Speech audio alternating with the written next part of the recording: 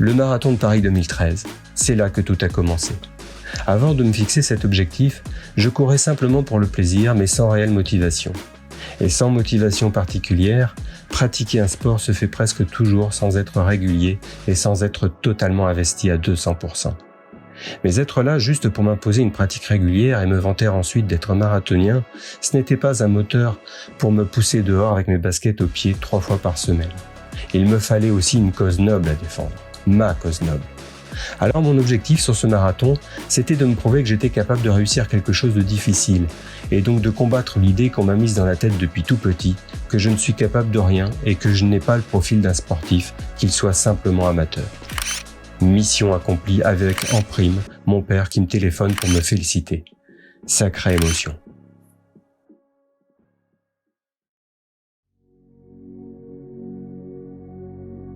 Après le marathon de Paris, j'ai ressenti comme un grand vide. Les mois précédents avaient été rythmés par les entraînements pour atteindre cet objectif, et puis plus rien. C'était comme une addiction, il me fallait mon shoot d'adrénaline, d'endorphine et sentir que j'existe. Il me fallait combler ce vide avec un nouvel objectif. Il me fallait fixer une nouvelle échéance, un nouveau moteur à mes sorties running. Alors pourquoi pas un nouveau marathon, ailleurs, en Europe?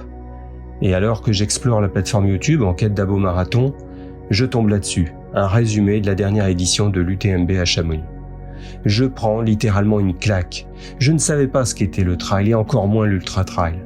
Là, devant cette vidéo, je découvre un sport qui me correspond totalement. Un mélange de course à pied et de marche à travers de magnifiques paysages en montagne et en plus sur de longues, voire très longues distances en semi-autonomie. Moi qui trouvais qu'un marathon n'était pas suffisant pour me rassurer dans ma capacité à être un peu plus qu'ordinaire, voire insignifiant, je viens de trouver le moyen de me révéler à moi-même et de ne plus être celui à qui on a appris à s'effacer et à ne pas croire en lui.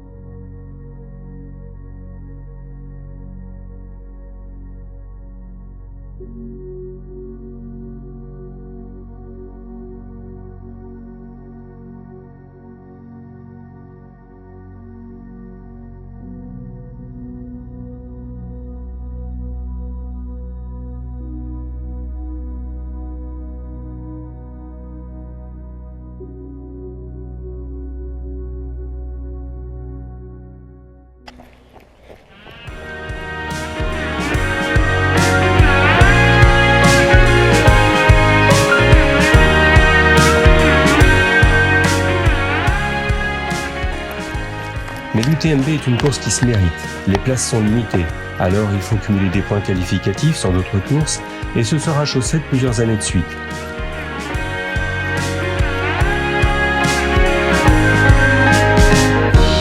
Cold, cold ground, I leave you now. And the coast, where you go I follow. So take me higher, where the wild winds flow. We turn to the sun, where our seeds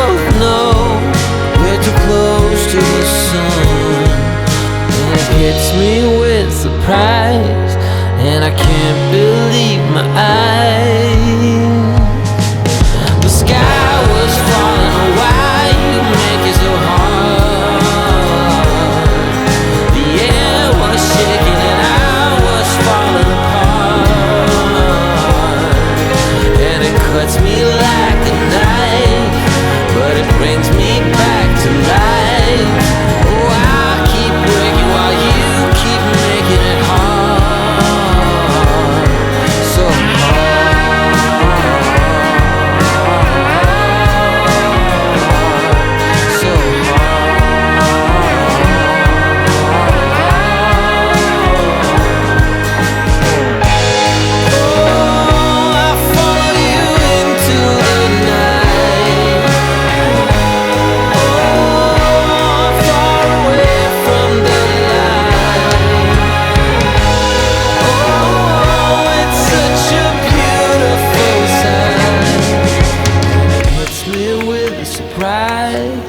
and I can't believe my eyes.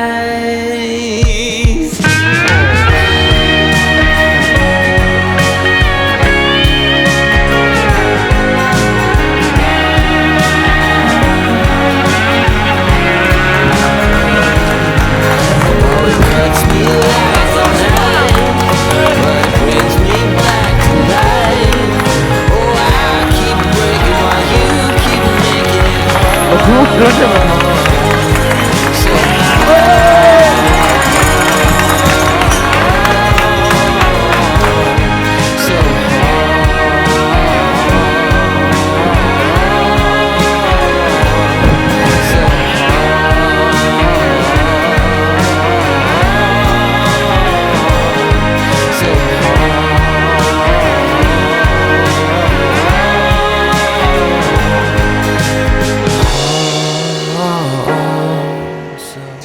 Mais l'UTMB attire des coureurs du monde entier. Il y a toujours trop de candidats. Alors il faut passer par un tirage au sort, mais qui ne me sera jamais favorable.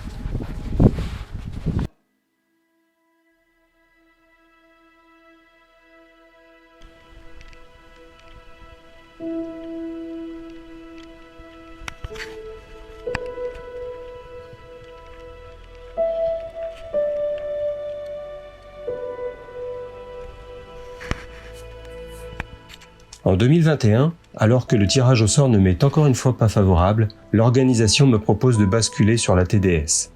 Avec 145 km et 9100 mètres de dénivelé, cette épreuve est plus courte de 25 km que l'UTMB, mais le parcours est dit plus joli, plus sauvage et diaboliquement plus technique. Je ne réfléchis pas longtemps, j'accepte. Ma TDS vaut bien un UTMB.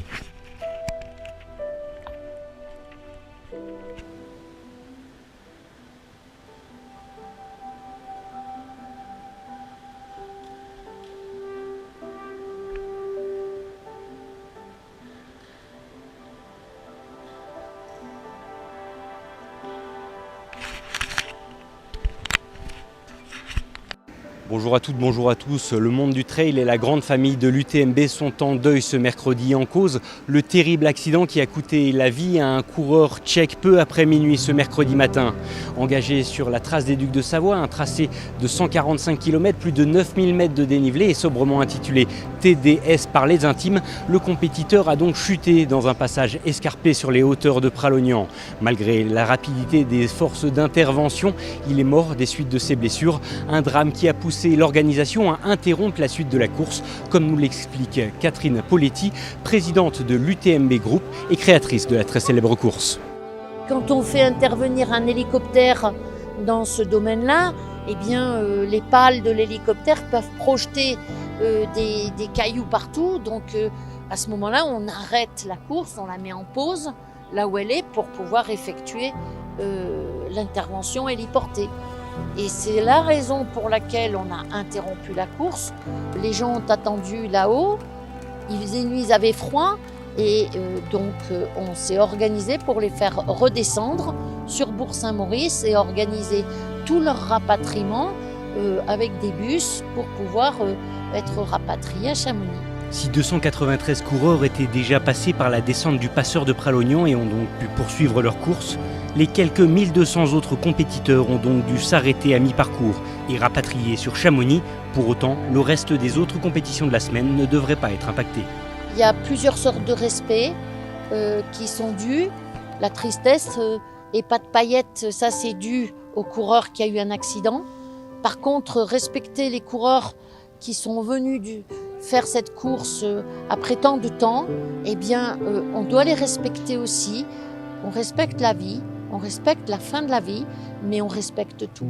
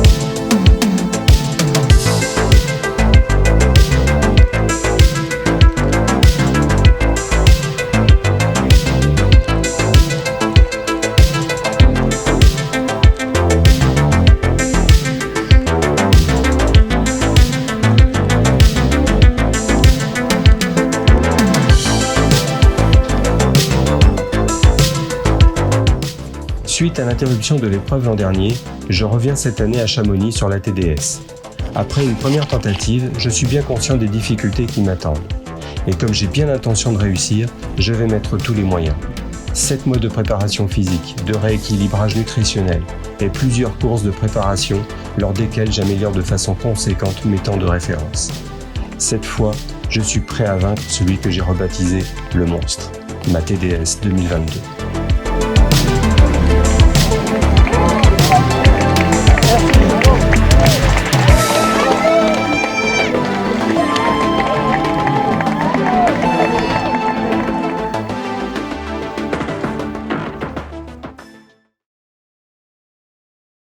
Ça y est, allez, préparation du matériel pour la course de demain.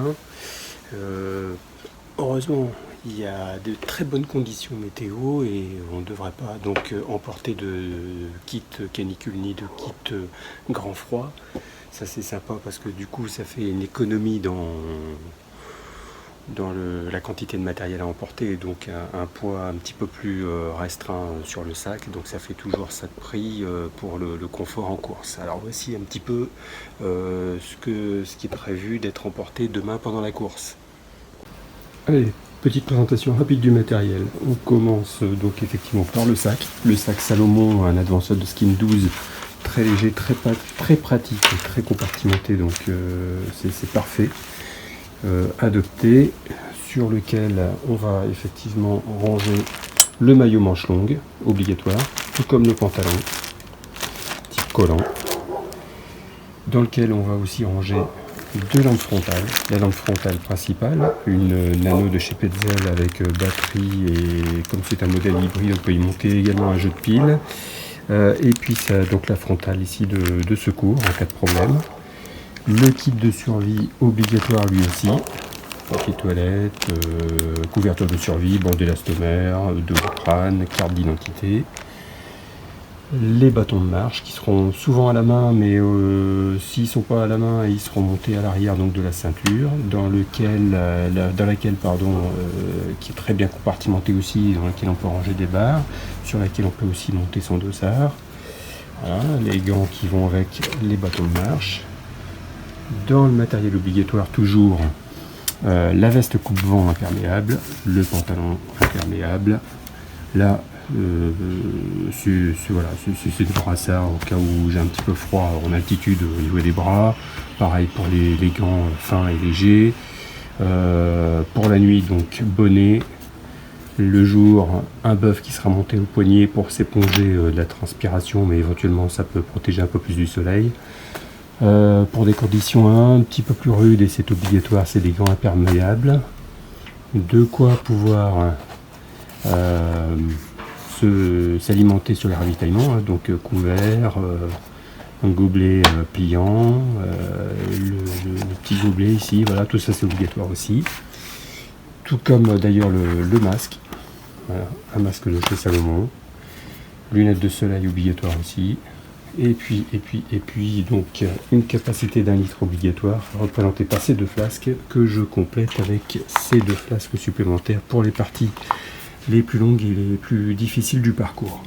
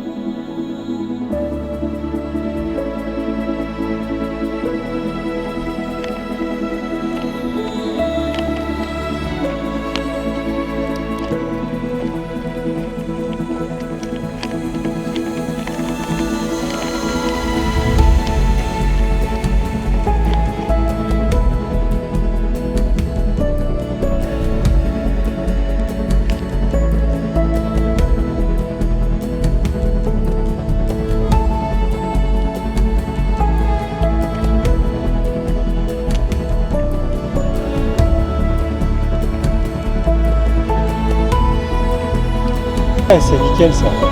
C'est bien pour se faire les jambes. Moi aussi, oui.